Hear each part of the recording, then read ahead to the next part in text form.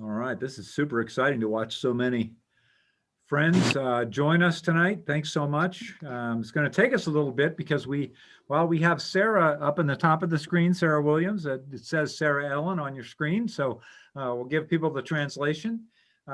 We are welcoming our largest group ever to a Glacier Conversation or Glacier Book Club. Just so pleased to have Sarah Williams with us tonight and to have so many people joining us from all over the country. It's neat to be able to share our love of the outdoors and our love of Glacier.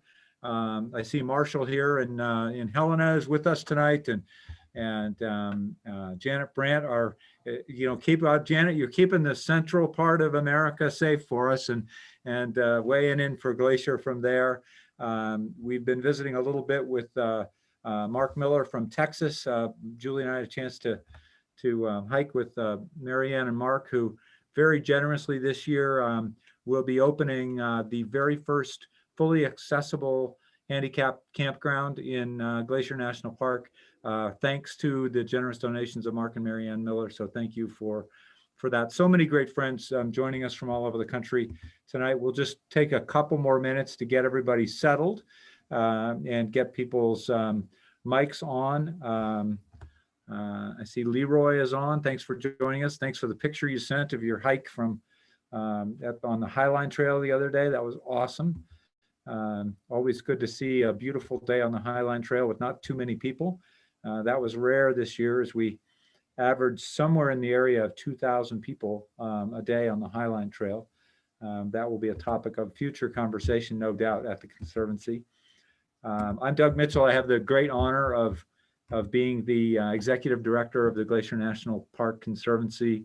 I'm joined tonight, as usual, by my partners in crime, Jill Bridgman, Emily Evans, and Amy Lucky, who without whom I would be talking to myself in my basement. So thanks everybody for coming together for this wonderful evening of sharing about a really magnificent story about an incredible person and a very neat accomplishment. I used to, and I looked to make sure Jake Bramante wasn't on, but maybe he is.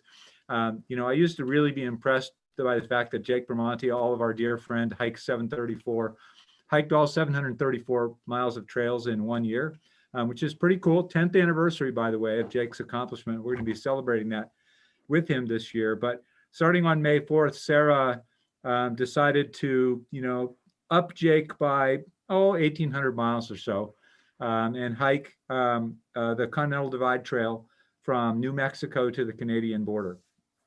It's an amazing story. That's the picture I have behind me, is the last legs. I think Sarah is at that point being powered by perhaps a huckleberry bear claw, if my reading serves at that point. I was able to weasel out 2 free pastries from Polbridge, so.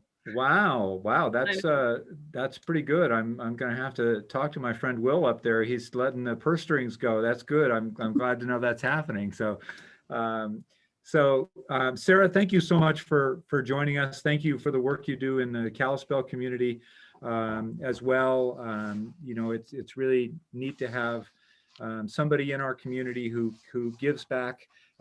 Sarah works at Youth Dynamics in Kalispell, who gives back to the community in such an important way. And thank you for being on the front lines of this tumultuous year that we've had. And during it, you were able to take some time off to take this remarkable hike, which is, as I understand it, may have begun with some Wheel of Fortune and some cooking of freeze-dried food with your mom in Austin, Texas. Yeah, I'll get into a little bit more about the whole prep process because it took quite a while, but I left Montana on April 1st and spent the entire month of April living in Austin. As I was saying before, the retired life with my parents, which was really nice. I watched a lot of Wheel of Fortune, did a lot of puzzles, drank a lot of wine, and just got ready for the hike, packaged a lot of food, and sort of got myself mentally and a little physically ready to tackle crossing the United States. So take us back to the decision. I know there wasn't an aha moment that Mhm. that led you to doing this, but kind of how did that then sneak up on you? Well, Doug, you're ruining my presentation asking questions like these. Okay, well, I'll move on. Well, you're going to get to that, and Sarah has I'm put definitely going to get to that. Do good. not worry. Sarah has put together a presentation. So let me try a different question that maybe I am not familiar with through hiking. It's a term I have heard, but tell us if you can kind of the definition of through hiking, and then there are some rules of the road of through hiking. Kind of give us a little primer if I'm not stealing any of your thunder. No, that's totally fine. Okay. Um, so, you know, I don't know if I could even give a really definitive definition of through hiking. Really, it's going in a continuous footpath from point A to point B. And generally, it refers to much longer hikes. So I'll talk about a little bit more. There are the three major through hikes, big long distance trails in the United States, but pretty much every state has other through hikes. That like the Centennial Trail, the Colorado Trail. And so usually you're looking at maybe over 100 miles that you're hiking. Yeah, I think that's pretty much it. So I was reading a little bit about like rules of the road. So you're like not so food. You're supposed to bring your own food. You don't like get food from other people. Yeah, I read that. That was in the article. That was a little bit of a miscommunication. You can totally ask for food. One way you can do it, and that was what came up in the article in the Beacon, was you can yogi for food, which is instead of asking someone directly to if they have any extra snacks because you're really hungry, or if it's somebody at a campground and they have beers and you just really want a beer, you instead very casually walk up to them and you're like, oh yeah, I mean, I've just been hiking for so long and I'm doing this really big epic thing, and yeah, gosh, I'm just hungry all the time. And you're kind of wheedling your way in to get some free food, and that's called yogiing. And I believe for those of us old enough to remember Yogi the Bear, it has to do with the reference, of course, to what people have in their picnic basket, right, yeah. Carl? Yeah. Yeah. So the reference to the picnic basket. Well, that is terrific. So tonight, Jill reminded me to show you my Cotopaxi backpack. I bought this for Christmas. I'm not sure for whom, so it's still in my closet. But we will be, thanks to our friends at Cotopaxi, and they're co-branded with the Conservancy, we will be giving not one, but two of these away tonight. One does need to be present to win, so welcome. Emily will be taking roll. You won't have to raise your hand or anything. She does it automatically. And throughout the evening, we will be giving away two packs to two winners who are with us tonight. So thank you for joining us, and hope that's a fun prize. We did a partnership with Cotopaxi and the Sportsman Ski House in Kalispell, where they did a limited edition pack specifically for us that sold this Christmas season. Still available at the Sportsman Ski House. These are pretty neat packs. These are all, the products are all recycled cloth. So these are the remnants from other projects that go to a sewing center, and the sewers actually get to then choose to put them together in whatever order and colors that they want. So all of them are different, which is pretty cool. So with that, Sarah, I'm going to kind of turn it over to you. I know you're going to share your screen with us. So as you prepare to do that, we'll remind people to feel free to use the chat at any time to type in questions. Jill and I will be monitoring the chat fairly closely. You're always welcome just to spout off. We're all friends here. So feel free to do that if you're comfortable, but feel free to also use the chat and we'll monitor questions. We've got, as you know, I'm a little, I want to make sure we're respectful of people's time. So we have an hour tonight with Sarah, and we will be curating questions, but we should have plenty of time. And with that, Sarah Williams, better known to many as the Princess, and perhaps that will get explained as well. I did wear my royal purple tie in celebration tonight, but so Sarah, it's all yours. All right, thank you very much. Hello, everyone. My name is Sarah Williams. I honestly, I have to say the sheer number of people on this call is a little intimidating, but I am really happy to be here and share a bit with you about my journey on the Continental Divide. And so I have a presentation set up for you just to talk a little bit about what the CDT is, give everyone a little bit of context, and go through my process of deciding to do it and prepping to do it, and then just a brief overview of my hike. I would love to hear what you guys are interested in knowing about. So please feel free to ask questions. I'm hoping there'll be plenty of time at the end to talk about it. So without further ado, let me move on. So what is the CDT? The Continental Divide Trail is one of the major long distance trails in the United States, the other two being the Appalachian Trail, or the AT, and the Pacific Crest Trail, which is the PCT. It runs from Mexico to Canada and travels through 4 states. So New Mexico, Colorado, Wyoming, you zigzag Montana and Idaho for a while, and then head more into the interior of Montana.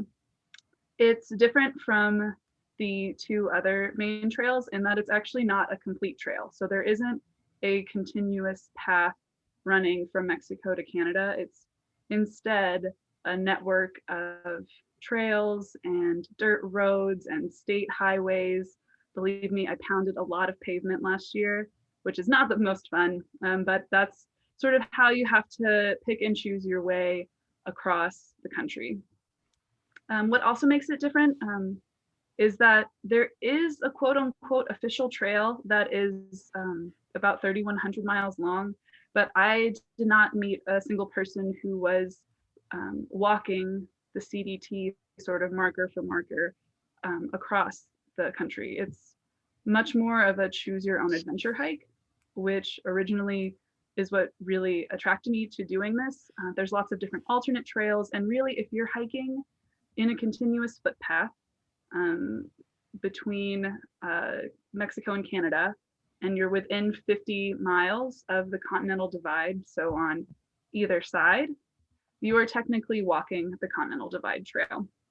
And it's really interesting because you can choose paths that maybe you're more interested in. You want to see different sites, or especially towards the end, you're just really tired and you want to find the path of least resistance. So you're taking the most number of shortcuts. And so most people end up hiking more like 27 to 2,800 miles. I hiked about 25 to 2,600, and I'll talk a little bit more about why that was in a second. So I have some pictures from my trip here. It will generally say where the picture was taken. I just figured to share a bit of what I was seeing while I was on trail. So the CDT is often seen as one of the more difficult long distance trails in the US, and that's for a few reasons. One of them being that it is the longest trail with the shortest weather window. You have very, very little wiggle room to take breaks or to not be making miles, to not be hiking as far as you need to be hiking. If you start too early, you're going to not be able to pass through Colorado. This is heading northbound because of the snow. But if you start too late, you're going to be racing the weather once you get up to Montana. But you will, regardless of when you start, you will be walking through snow. Conditions are not always perfect. And the distances you're walking between towns are also a lot larger. So on the AT, you might be doing a 4-day carry, and you're doing 10 to 15 miles per day. In comparison, on the CDT, you're doing 5 to 6 day carries, and you're walking 20 to 25 miles per day. So the toll on your body is definitely pretty huge. It is also seen as more difficult because it's really remote. You're traveling through very unpopulated areas, and instead of a couple thousand people being on the trail, as if you were hiking the AT, you are going to see a couple hundreds of people hiking the trail. This year when I hiked it, I maybe met, 20 people heading northbound, attempting a full through hike. There were not a lot of people out there, and I was very fortunate to find someone early on that I was very compatible with to hike with, because otherwise I would have gone hundreds and hundreds and hundreds of miles without seeing a single person. Mm. There also isn't as much support on the CDT in other communities. You might, like along the Pacific Crest Trail, they know about the trail, they know what's going on, they see hikers all the time.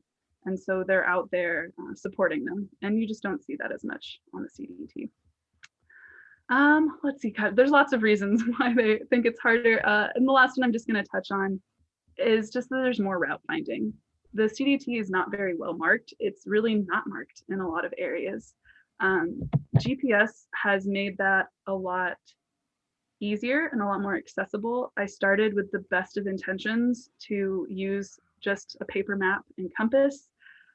And I really respect the people that were able to hike with just a paper map and compass. I was not one of them. It just ends up being so much easier being able to, in my case, look at a smartphone, look at a GPS app, figure out where you are. And even with that, you end up off the trail quite frequently.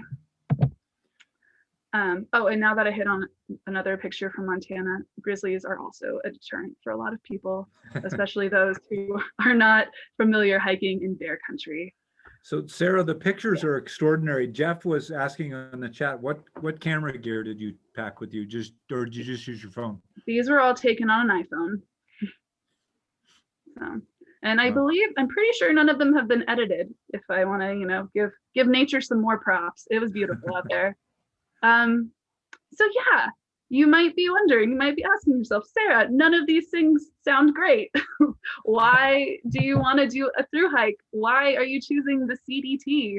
And so coincidentally, as I was like planning for this Glacier Conversation, I remembered, Doug, that when the day that I decided I wanted to do a thru hike, I was actually in Glacier. And you can see pictured here, this is me on the trail up to the Numa Ridge Lookout. And it was just a day hike. I had a pack because I was training for, at the time, what was going to be my longest backpacking trip, which was 6 days in the Bob. And I really wanted to simulate the idea of what it felt like to be carrying weight. So I stuffed my pack full of my gear and like a pillow and a jar of pickles. And I think I only share that because I think it's pretty indicative of like how I train for things or prepare myself for things, which is like best of intentions, maybe not the best execution. Anyway, and I was just walking along and I kept thinking to myself, gosh, I love this. I love hiking. This feels so good. I should do a thru hike. And from that moment on, that was just what I wanted to do. That was my goal and what I wanted to work on. And, this was May of 2018. I didn't start hiking until May of 2020. So obviously there was a lot of time for me to prep. And I really did spend the year leading up to my hike preparing myself. I had never done a thru hike before. Like I said, the longest I'd spent out in the wilderness was 6 days doing 50 miles. And I was going to increase that by who knows how much. And so, and you're looking at also on top of that, you're looking at all these blogs and guidebooks, and they're saying, do not make this your first thru hike. You do not know what you're expecting. You don't have your gear dialed in. You don't have your food dialed in. Like, this is not what you need to do. But I did. So I really tried to approach this hike and looking at it from all the multiple angles that I could with what I thought I might need to prepare myself for. So what did that look like, prepping to hike 2,000 miles? It was pretty methodical, let me tell you. It was very much so like checklist kind of thing. The first one was to save money. Thru hikes are not very cheap. They usually say you should plan to budget about $1 per mile. I probably spent a lot more than that, especially when it comes to, I had to buy all sorts of gear for this trip as well. Luckily, I was originally planning to put a down payment on a house, and I instead chose to go on a thru hike. I'm still trying to save money to put a down payment on a house, but that's a goal for another year. I also did a few things to get in shape, really not that many. I relied on my youth and my general fitness and my hope that I would just get in shape on trail. I did, however, practice being alone in the woods. I wasn't really sure if I would have anyone to hike with, and everything that I was seeing was, like I said before, was that the trail is pretty remote and that you really weren't going to meet that many people. And so I really used the area that I live in to practice that, to just practice being alone by myself in the dark, in the woods. And so that looked like overnight trips to Stanton Lake, or just I would go after work up to Finger Lake and just camp out there and then drive to work the next day. I did like a backpacking trip in the Jewel. So really fortunate to be able to practice those skills in the area that I live in. Like I mentioned, I bought a lot of gear. I had to learn some different skills, like learning how to use a compass. When I was living in Texas the month before, my dad and I went out and practiced our orienteering skills and like crashed through the hill country of Texas. And I don't know if you've ever seen it, there's tons of juniper everywhere. So like allergies were out of control. But, just trying to get the skills so that if my GPS failed, I would at least be able to find myself and get myself to a place where I could be found. The longest part of my prep involved resupply. So I planned on having all of my food mailed to me. So first of all, I cooked, dehydrated, and vacuum sealed about 5 months worth of food. It really was quite an endeavor. I unfortunately don't have any pictures of it, but if you just imagine those big boxes that paper will be delivered in to offices, I had about 6 of those. I also, one thing that I loved, it was my favorite, was I vacuum sealed little 1 ounce servings of olive oil. And it was the perfect way to get the most bang for your buck as far as calories go. I would not recommend doing this as far as packaging 5 months of food. I would not do it again, knowing what I know now. It was such a logistical headache. I had a spreadsheet of every single place that I could potentially stop over this 2,700-mile course, along with notes about like how it should be sent there. And my mother was amazing and more than instrumental, more than integral to getting everything to me. But honestly, it turns out there are grocery stores in most towns, and you can be quite creative with instant food. But that was a huge part of my prep. And it really allowed me to constantly be working towards this goal and not feel like stuck or stagnant and just waiting. But you know what happens? We all know what happened. There's a pandemic going on that's really sort of started gaining momentum right before I left. This is a picture of my brother. He joined me around the collegiate peaks and hiked for a bit with me. I would have to say this is the only time I ever wore a mask during a hitch. It's definitely the only time we wore masks trying to get a hitch. It's not something that I would generally recommend. I don't, people are already a little wary to pick you up. If you're a big guy standing with your face covered, it is less likely that they are going to pick you up. So I think one question I get asked really frequently is, well, how did this pandemic affect your hike?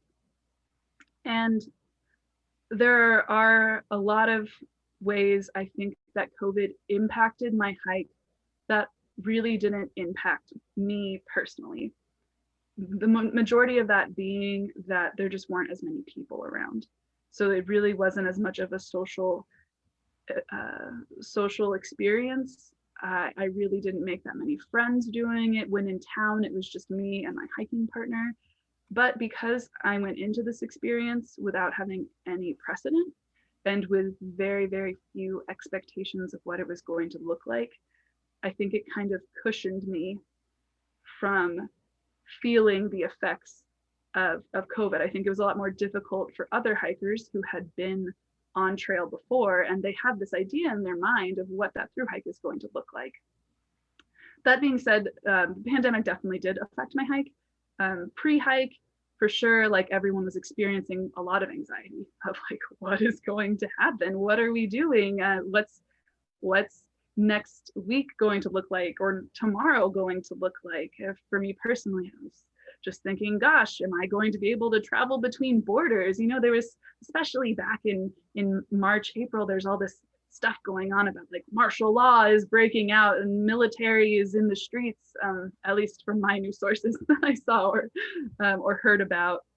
And the main way it really affected my hike, and it made my hike a bit shorter, was it affected my starting and ending points. So I was all ready to go. There are 2 agencies that shuttle hikers to one of the New Mexico starting points, which is Crazy Cook Monument.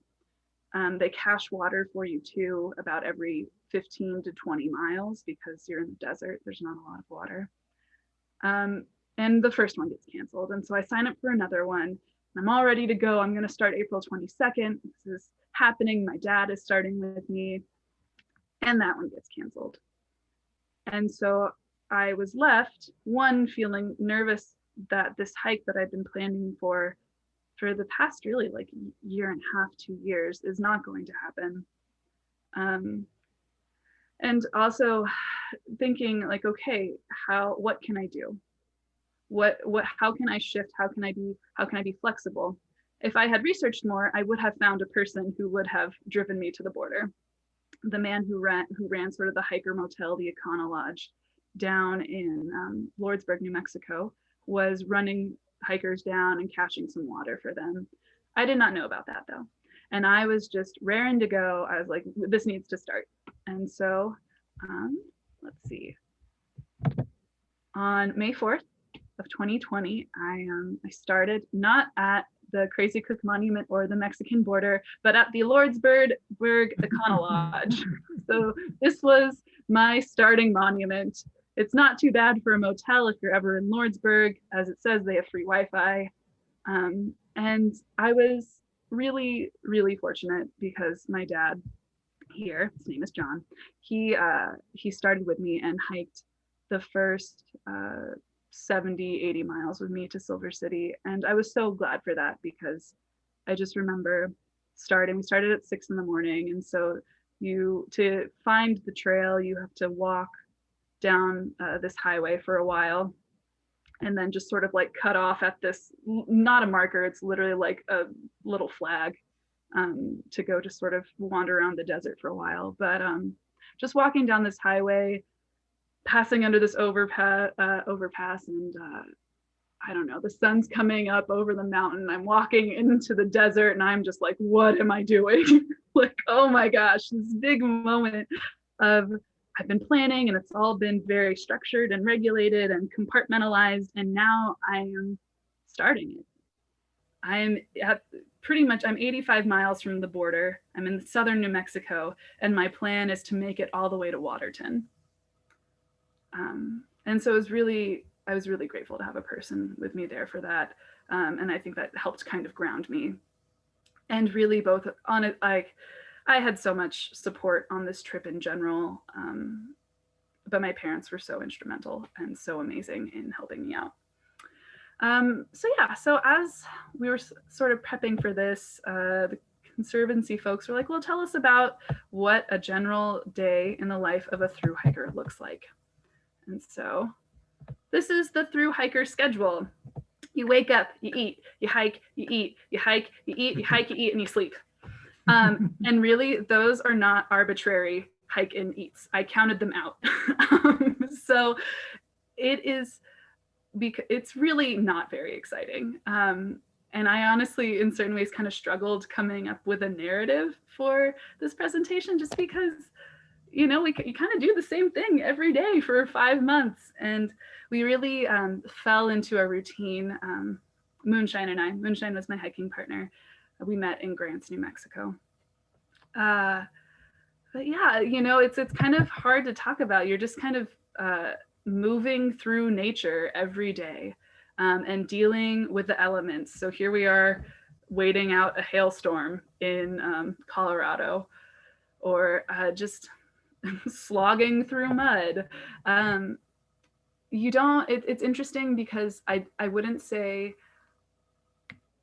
I wouldn't say you really get to engage in nature as much as you're just sort of passing through it as a through hiker. But you do get really, really good at walking and really, really good at walking through different terrains and through different weathers and conditions. I think I did write, let me see. So just to share a little experience from hiking, I wrote this, it was just like a Facebook post, but I'm going to share with you because I think it really captures my feelings sometimes. So my recent days of travel have been fairly intense.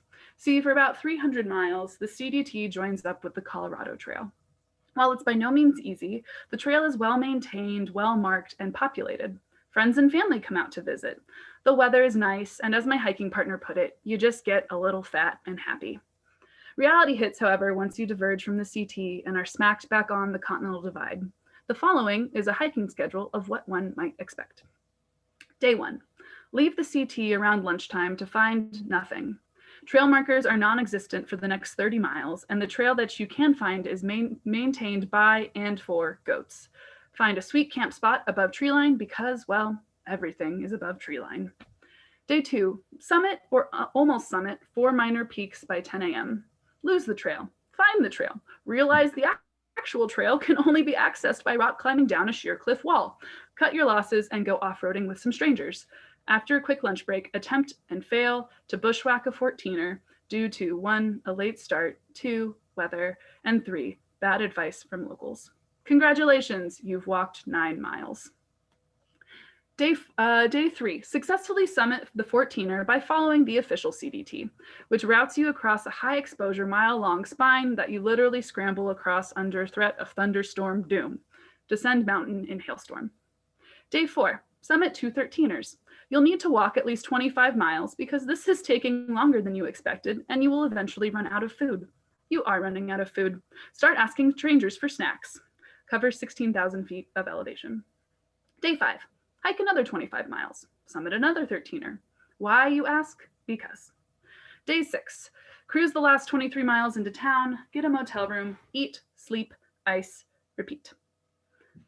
So that, yes, that's kind of a taste, especially of what it's like to hike in Colorado, which is very tiring. But really that's a lot of that is kind of what we were dealing with, of just kind of constantly pushing yourself to hike more miles. And I think there are ways I would do it differently now, where knowing better, like when you can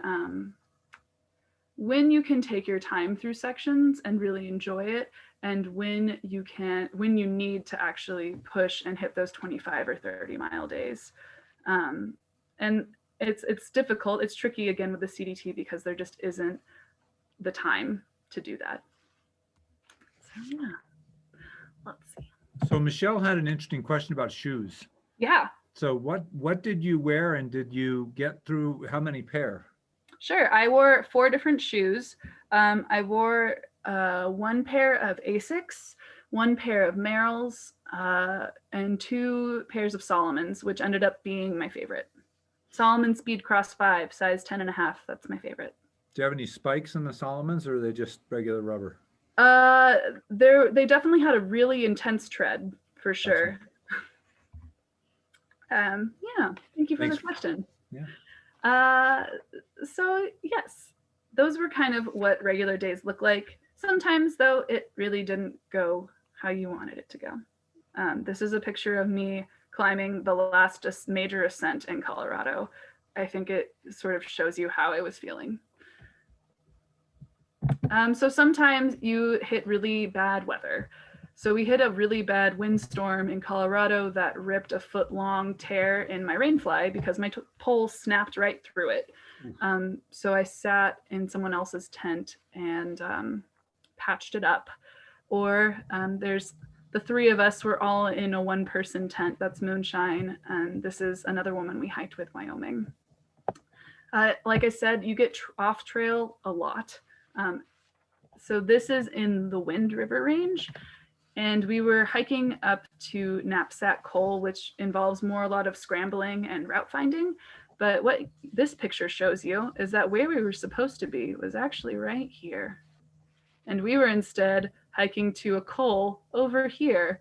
And there was this really amazing peak that we got to scramble over in order to get back over here. So you hit some snags like that. And then I just have a few other stories to share about when things don't quite go the right way. So this is a picture of me in Wyoming. This section was the longest I was by myself. So I probably altogether hiked about 250 miles solo across my journey. And the longest part of that was in the Great Divide Basin, which is a desert area in southern Wyoming. And that portion was going to be 120 miles. And my plan was to just, because everyone just talks about how awful it is. The water situation is bad. It's really hot. It's really dusty and windy. And you're just on, single track dirt road the whole time.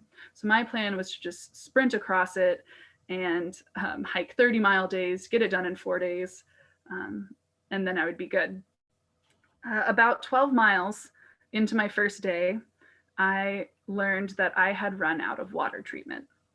So I'm about to enter a desert with poor water sources, with very few means to purify it. I was using Aquamira, which for those of you that don't know is just a chemical treatment. So you add a few drops of Aquamira to your water and 15 minutes later, it's good to drink. And while this wasn't one of the scarier moments of my hike, I just wanted to share it because it was this moment where I really got to sit down by myself, assess my risk, and make a decision. And so I got to a point where the trail intersected a highway again. And so I could potentially hitchhike back into town. The nearest town was Rawlins. And my thought there was like, well, I don't really know if they actually will have the equipment I need there, and I just don't want to go backwards. So what does moving forwards look like? And I had a stove with me, and I shake my fuel canister. It's definitely not full, but there's fuel in there. So then I move towards, okay, how do I make sure that I reserve enough fuel so that I can boil my water? And so it's like, all right, well, I'm not cooking any more food, and I'm definitely not drinking any more coffee, which made those 4 a.m. starts to make 30 miles a little difficult. But that was what I felt it would need to take. And then I was like, all right, then I need to think, are there going to be any water caches? Are they reliable water caches? Where are my bailout points if it gets bad? And Moonshine was a day behind me. So in the worst case scenario, I knew I could just hunker down for a day and wait for my friend to catch up. And that moment for me was a really powerful moment, just because I can't say that I really took very many large physical risks before this hike, and to watch my threshold for that increase over time was really amazing. And I don't know if I would have been presented with those kinds of challenges had I not hiked the CDT. Another fun just story about this picture. So this is my water source right here. And I had to take off my shoes to wade through this poop water to get more poop water to boil, while I watched all these cows in the background literally pooping on each other, like standing next to each other and spraying each other with feces. So yeah, there are a lot of cows all over the Continental Divide, but that was maybe a little too close for my comfort. That's a powerful story, Sarah. Thank you. Thank you. Really for sharing that. And Mary Kate had a question about, speaking of, sitting down and waiting for moonshine. Did you take any planned or unplanned 0 days where you just didn't hike at all? Yeah, we did have an unplanned, probably our biggest unplanned 0 day was because Moonshine had a tooth infection. And so we went up to Missoula because I had some friends there, and we were only going to spend 1 night there, and we ended up spending 3 so he could get into the dentist. And then I think we definitely took a few days off. I think in total over the 147 days, there were 15 days where we didn't hike. And so I had one more story to share, but I think I'm just going to skip it. It was just a really hard day. That was our happy faces before a very, very hard day. in the trying to get out of the bob. But yeah, so just And because I wanted. you had to do the bob walk around because of the closure on the east side, right? Right. So we had this entire reroute that I came up with trying to get us over to the Hungry Horse Reservoir so that we could road walk then up to our finishing point here, which was at the North Fork. And yeah, there aren't that many trails that lead you from the Great Bear Wilderness over into to the Reservoir Road. And the one that we were on had not been cleared in very many years. But so, yeah, so just to kind of wrap up the end of my hiking story. So on September 24th, 147 days after I started, I made it to the Canadian border.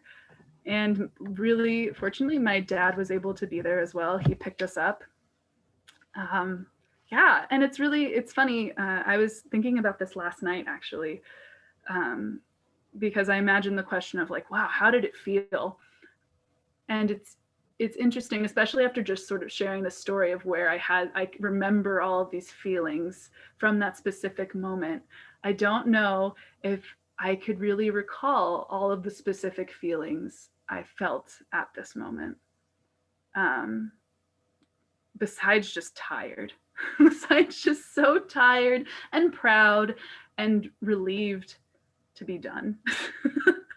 You know, my dad took this video of us and he's like, would you recommend this to anyone? And at the time I was like, nope. Like that was too much, but also so amazing. And I hope that kind of gave you guys at least a little bit of a picture. And like I said, I would just love to chat more about what you're specifically interested in, just because it was such a big event. Yeah, and there have been a ton of questions, so you're gonna be busy for the next 20 minutes or so. Okay. People have been, really populating the chat box and with some great, really interesting questions. Sarah, that was just thank you for taking the time to put together something and really sharing so deeply of what is a personal story, right? A personal story of discovery that I think a lot of us have found in what seem like everyday moments, some moments of discovery in this tumultuous year of ours. So thank you for sharing so generously. That really is super meaningful to me, and I know to a lot of us. So Jill, do you want to, maybe we'll give away a backpack and then you can give some questions, or Emily can get ready for us to give away a backpack and you can start with some questions? Sure. Yeah, let's start with a couple questions, and that'll give Emily maybe a few moments just to randomly select a couple names from our pool. So yeah, I'll just jump right into it. Thanks so much, Sarah. That was super interesting and cool to see all the photos.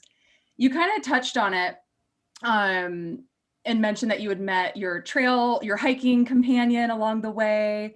Mm-hmm. And someone had asked if you had traveled alone or with friends. So I was just kind of curious, when you decided to commit to this big through hike, was it really important to you to do it alone? Or like, you involved your family, which I think is really cool, but did you know you wanted to do it alone, or did you try to like recruit friends? Was there like a process that you went through?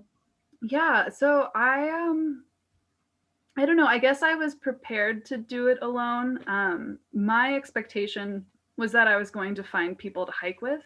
And I was pretty fortunate in that. So I hiked with my dad for 5 days, and then I ran into some hikers in New Mexico and hiked with them for a few days. And then I was alone, and then I ran into someone else, and then I ran into Moonshine. And so, yeah, it was never, I think I was just kind of letting it be organic. And of course, I had so many friends and family come out and join me. So that was really supportive. Yeah, that's really cool. Then they can all kind of be a part of it, but not necessarily committing to the thousands of miles. Right. That's a lot to commit to a person. I mean, let alone a trail. So totally. Let's see. You mentioned you were using your phone to take photos. Did you have any kind of like satellite phone or device with you? No, I just had my smartphone, which actually I'm not generally a smartphone user. I went back to a flip phone since I've moved back to Montana. but I got a free smartphone from a friend, and that's what I was using.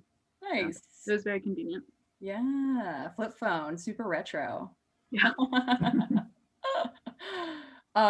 Someone had commented they cannot imagine being in a forest so remote by themselves at night. So do you have any advice for just becoming more comfortable in that situation, being alone in the woods and kind of overcoming some of those fears or apprehensions? Yeah, no, it can definitely be really frightening or just anxious making, everything that goes bump in the night. I do think that what helped me was to first go backpacking in places that were more like quick walk in and walk out. And so if I needed to bail, I could. And then also backpacking maybe in more populated areas. And I think just reminding yourself that you're not moving, it is less likely that they're going to come to your tent. There was actually, I didn't see any grizzlies while I was hiking. We did right when we were driving down the North Fork Road to return to Kalispell, but I actually slept through one. So Moonshine woke up one morning, like at 6 a.m, and he hears this, pounding like outside of our tent, and he looks under the rainfly, and there's a grizzly literally like 30 feet from the tent. Wow. And he's like, oh gosh, should I like wake her up? And he decided not to, which is great because I slept through it, and I woke up and I was like, that's why I carry bear spray. Because he didn't. Wow. But that was the only experience that you slept through. No other bear encounters or anything? No, I saw an adorable little black bear in New Mexico. I saw plenty of moose. I saw someone asked about wild horses, and I did have an amazing experience in the Red Desert with wild horses where that was when I was alone. And I saw plenty of them, but I just then came upon this herd of, I counted and I stopped at 100 wild horses. Wow. And it was just me. And it was so wonderful. I loved the Red Desert for all sorts of reasons. Yeah. Very cool. That sounds super special. Yeah. Let's see. What was the biggest gap you experienced from like in between seeing civilization or like stores and things like that? Yeah, so our longest carry was from Lincoln, Montana to Martin City, Montana. So I think that was 200-ish miles, and we did it, I believe, in 9 or 10 days. Our original plan was to do it in 8, but physically and trail wise, that just did not happen. And luckily we had enough food with us that we were able to do that. Cool. Yeah. So yeah, I think our longest time without a shower was 12 days. So it went from Lincoln, Montana to the Canadian border. We did not shower. Probably not much you can do to prepare for that feeling, huh? You're just like, you know what you know. Yeah, you just get pretty gross. And I never realized, and it maybe isn't, but it became very important to me, is grooming, which is part of the reason my trail name was Princess, is because every night I would finger comb out my hair. I mean, it sounds pretty trivial, but I went 5 months without brushing my hair. So I got really into, sponges and washcloths when it was super, you finally get to a motel to wipe off all the grime. Yeah, totally. I'm sure those little gestures go a long way too when you're out in the backcountry for that long. Oh, totally. What was the average weight of your pack? Do you know? I don't. My starting weight was 16.5 pounds, and I probably went anywhere from 30 to 45 pounds based on food. I definitely did not have one of the lighter packs. Yeah. I was not a ultralight hiker by any sense of the term. Yeah. And I was just going to ask about food. Did you, you talked about, eat, hike, sleep. Did you do a calorie intake and expenditure? Did that calculation come into play at all? I think the general idea is that you need to get 4,000 to 5,000 calories a day when you're hiking for that long with a backpack. And I would be really surprised if I consistently got 4,000 to 5,000 calories a day. I think generally I was more around 3,000 to 3,500. So I lost about 15 pounds while on trail and lost 7% body fat. But one of the really interesting things, women are actually way more suited physiologically to through hike than men are. Men become these kind of like emaciated POWs, for lack of a better term. Women become like these super fit, like supermodels, like just very low body fat, really rockin' thighs. And I actually started putting muscle back on, which was really interesting once I hit Idaho. I think for various reasons, but yeah. That's very cool. Yeah. Did you get any really good advice for the type of equipment to pack as you were kind of preparing? Yeah, I definitely did. An ex-boyfriend of mine did the Appalachian Trail and is a trail worker here in Montana. And so I definitely picked his brain a lot and went with his recommendations as far as what I should hike with. So as far as like the big three, your pack, your sleeping bag, and your tent, I used an Osprey Aura 65 liter, which is way bigger than most people use, but that's just the pack I had. I had a big Agnes Copper Spur 1P was my tent, and highly recommend my sleeping bag. It was $500, but it felt like you were sleeping in $500, and that was a Western Mountaineering ultralight 20-degree bag. Cool. Yeah, that was a good one. Speaking of gear, should we announce our giveaway winners? I think that's a perfect segue. Yeah, Yes. that is a great segue. And also I want to welcome Gina Jepson is with us tonight from another one of our great partners, REI. All of us at the Conservancy sport our REI Conservancy branded rain gear. Gina, thanks for all the help you give us and all the help you provide to outdoors people. You and REI provide to outdoors people. We're so great to have such an amazing community of outdoor stores and all who work so closely together to help make sure we're all outfitted in the backcountry. Yeah. Okay, so Emily has pulled all of your names and we've randomly selected our two winners. So the first winner, I wish I could like do a drum roll.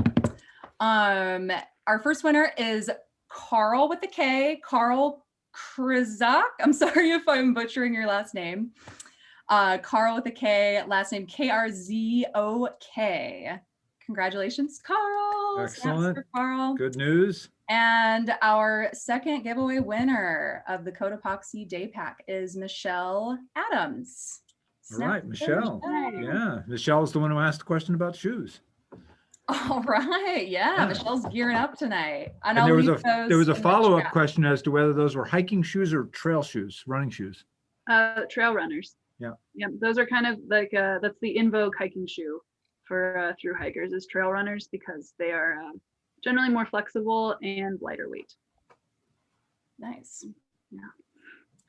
All right. Should we just dive into some more questions? We've got plenty more to try and get through here in the next 7 or so minutes. I can't remember, Sarah, if you had mentioned you decided to do this while you were on a hike in Glacier. Did you say which hike you were on? Yeah, I was hiking to the Numa Ridge Lookout. Numa Ridge, nice. Yeah. Yeah. All right.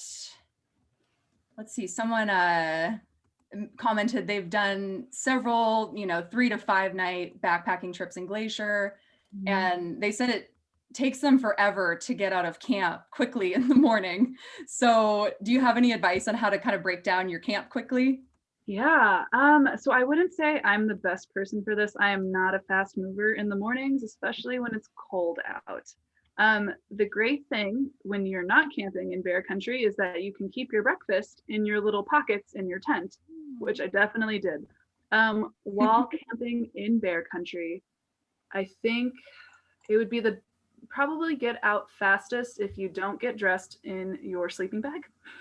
And maybe splitting up roles as far as packing up your tent definitely helps. Not making hot breakfast is also something. If you are on a time crunch and you need to go, bringing like breakfast pastries with you will get you going a lot faster than like heating up water for oatmeal or anything like that. Cool. What is your best advice for any of us through hiker wannabes out here? Oh man. So I think one thing that really helped me personally is that I went into this hike really not expecting to finish or not being sure if I was going to finish. And I think that allowed for a lot of forgiveness as far as like if I didn't make as many miles one day or if I didn't feel very good one day. And so just kind of like allowing yourself to have an out, allowing yourself to take days off, and taking more days off on trail than in town. Yeah. Definitely, because then you actually get to sit and experience this beautiful environment that you're in. You're not just constantly moving through it. And being in town, you don't really get to do anything fun anyway. You're just doing laundry and stuffing your face in a motel room. So, yeah. Someone did ask that if you did take any 0 days, did you do those pretty frequently, or was there like? I would say like 2 per state generally, except for when we had to stay in Missoula longer. And yeah, really, we only had one actual trail. It was called a Trail 0, where we just woke up in the morning and we didn't move camp and we enjoyed this little lake that we were at. And that was so much more relaxing than any day when you're in town, having to walk to get everywhere, having to walk to do all your errands, feeling sick because you're eating too much food or too many cheap margaritas, you know, so.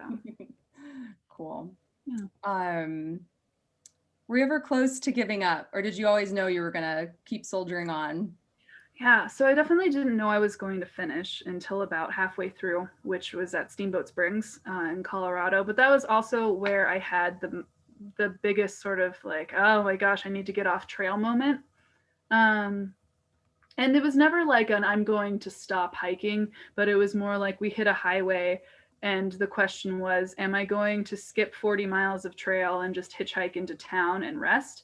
Because there was a question about injuries. I was never seriously injured, but I did have like tendonitis in my feet from about week 2 until a few months after I finished this hike. So my feet were really hurting for a lot of the time I was out. And that was just a point where I needed to replace my shoes. They were super broken. I was tired. It was hot. My feet really hurt. And I was wondering if I should just skip. And I didn't. I ended up walking those 40 miles. But otherwise, no, I didn't really have a moment where I was going to quit. Yeah, you were committed. Did you have any other reroutes you had to do? Like, obviously there was the pandemic. Did you have any reroutes like due to fire or any other natural occurrences like that? So there was the one in the Bob that we had to do because of the drumming fire. So where we, instead of going north up to Marias Pass, we rerouted through Schaefer Meadows and then Trilobite Lakes for those that are familiar with the area, and then dropped over into Reservoir Road. And we had another reroute in Idaho because of a fire down there where it was mostly a road walk. And it was along Bloody Dick Road, which I think is just colorful. We walked along Bloody Dick Creek and Bloody Dick Ranger Station, and I took a picture with the one sign I could find because why wouldn't you? Of course. Yeah, it's like named after some out frontiersman, I think. Nice. Richard, of course. Yeah. So one of the statistics that really stuck out to me, Sarah, was this was an up and down trip. And the Beacon reported 500,000 feet up and down, vertical feet. Yeah. That's a lot. Yeah, you know what's funny? It actually has the least amount of elevation loss and gain of the 3 big ones. Really? The Appalachian Trail and the Pacific Crest Trail have a lot more up and down. Apparently the AT is literally just up and down and up and down and up. And there's very little flat except for like in Virginia. So, I mean, it still is hard. Colorado is still especially very brutal. But yeah, you get some really strong thighs and calves for sure. And Janet Brandt asked, and I think the answer is yes, you kept a journal along the way, correct? Not really. I really wanted to, but I think it's something I learn over and over and over again in my life, which is that I'm not a good journaler. I always want to be, but I just can't. So I think that by the time I got to Colorado, I pretty much stopped journaling and I would just write down mileage for the day. Yeah. So Michelle, who just won the backpack, wants to know if you are going to do it again.